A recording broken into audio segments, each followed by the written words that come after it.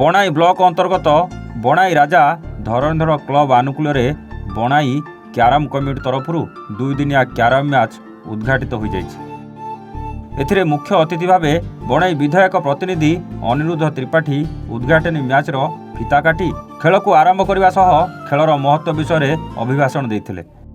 ସମ୍ମାନିତ ଅତିଥି ଭାବେ ପୂର୍ବତନ ଭାଜପା ଯୁବମୋର୍ଚ୍ଚା ସଭାପତି ତଥା ଦେବଗଡ଼ ଜିଲ୍ଲା ପ୍ରଭାରୀ ଭାଜପା ପ୍ରତିନିଧି ଶାନ୍ତନୁ ଦାସ, ସମାଜସେବୀ ବିରଜା ପ୍ରସାଦ ମହାନ୍ତି, ବିନୟ କୁମାର ସାହୁ, YCC ସମ୍ପାଦକ ସିରାଜ ଖାଁ ଉପସ୍ଥିତ ଥିଲେ।